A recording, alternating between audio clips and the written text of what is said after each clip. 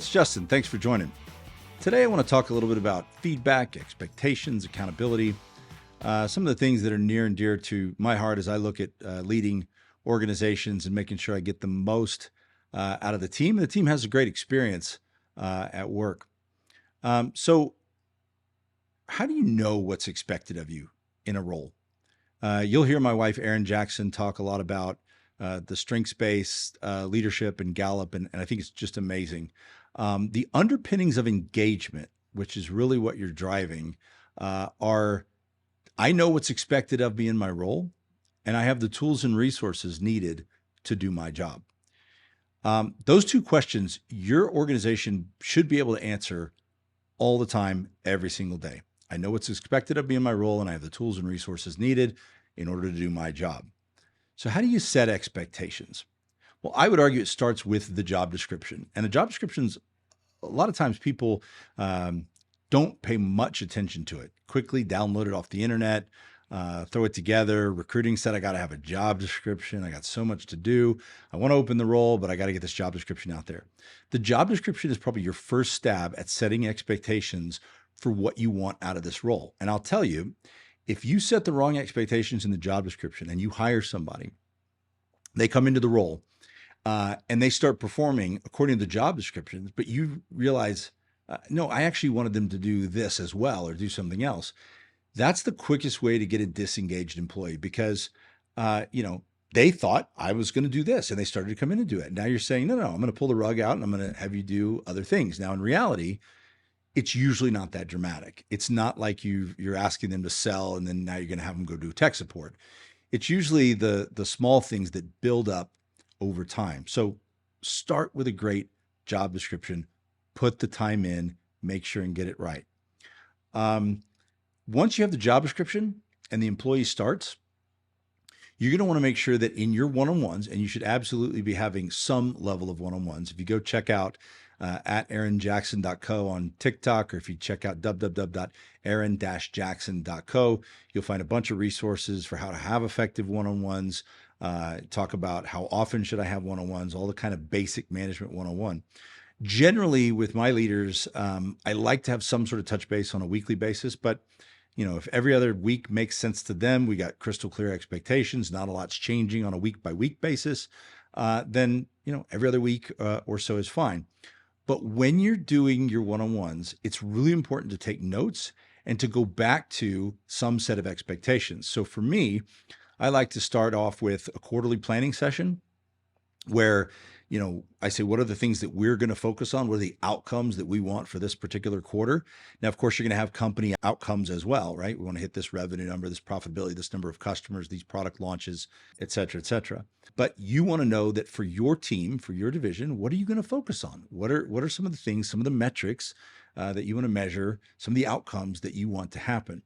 And you want to build your quarter and build your cadence and build your one-on-ones and expectations and accountability around those things. So for me, in every one-on-one with my team, I have a document. I have one document that is shared with each individual. I'll show you that here. This is a template of that. It's a running one-on-one doc. We'll have the name at the top.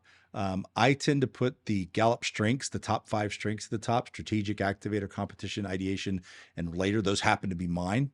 And, I can interpret some of the ways they're reacting to situations in line with those strengths. So that's a whole conversation for another day.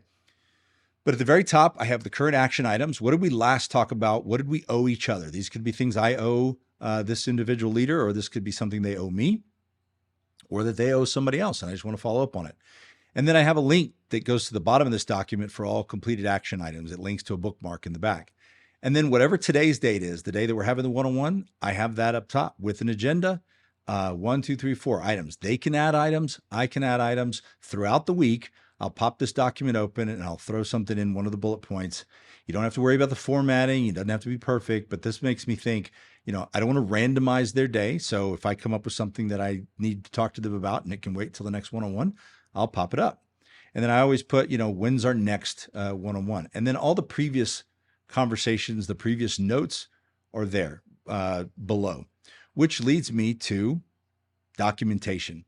So documentation is one of those boring topics, right? When everything's going fine, why bother? But I will tell you that everything's going fine until it's not fine. And the unfortunate part of leadership, something that we don't ever want to deal with or talk about, is you've got to exit people or you've got to performance manage people. And the reality is, done properly, performance management is a great tool to drive an improvement in an individual's performance. Oftentimes, they've just strayed a little bit, sometimes because of the leader's fault, sometimes because of their own fault. They've strayed from what's really expected of them and what are the priorities. And it's a good time to remind them of that. But I find that using this one-on-one template and having regular touch bases with my team, my directs, you avoid that, more than anything else. You avoid those conversations because every week you're talking about what are these expectations? What are we doing? What are the challenges? And then it goes to the resources. What resources are needed to do my job? This is a great time in one-on-ones and in this document to say, hey, I'm blocked because of this. That's a resource issue. I'm blocked because such and such a department or individual or so-and-so won't give me what I need. And then I can help with that. Or better yet, I can teach them how to navigate through that and help themselves so that we can scale faster. So once you have the one-on-one document, once you have the expectations, and we think about performance management documentation, as you have those thoughts with somebody on your team, maybe you don't want to share them yet, maybe you just want to note them for future use, at least once or twice a week, at least once a week, you should make notes on the good, the bad, and the ugly on your direct reports. You need to set aside time to do this because what'll happen is, in the best case scenario, you get through September and October of the year, and it's time to talk about planning for the next year. And you have a bigger role that you want to promote this person into. And the only thing you can really think of effectively is the last couple of months of behavior. And you want to be able to advocate on behalf of the direct report that you think they're ready for a big role and you want to get approval and budget, et cetera, for doing that. So you've got a rich set of data going back for the entire year to talk about their wins. On the flip side of things aren't going great and it's death by a thousand cuts. It's something in January, then it gets a little worse in February, but then March is great. But then April, kind of a bad month, and then things really fall off the track in May, but they come back strong in June. If this sounds familiar, document everything that you're going. This isn't a nasty thing to do. This isn't like a gotcha for anybody. This is just the right way of going about things. So keep that running document with you. Last topic I really want to talk about, which is assuming good intentions. This ties in with accountability. This ties in with performance management. So oftentimes I hear people tell me, you know what, you just got to assume the best intentions.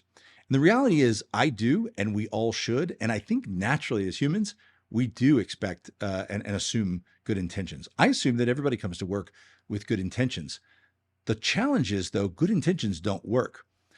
Jeff Bezos famously opined on this and had a great example about sitting with a customer service agent at Amazon, and the agent picked up the phone and he was sitting beside her, and before the person even spoke, before the customer even spoke, he said to she said to Jeff, "This person's going to return this item," and he was astonished. How could she predict that? How would she know that? And the reality was that every time this call comes to customer service, it's a damaged, broken product, and yada yada yada.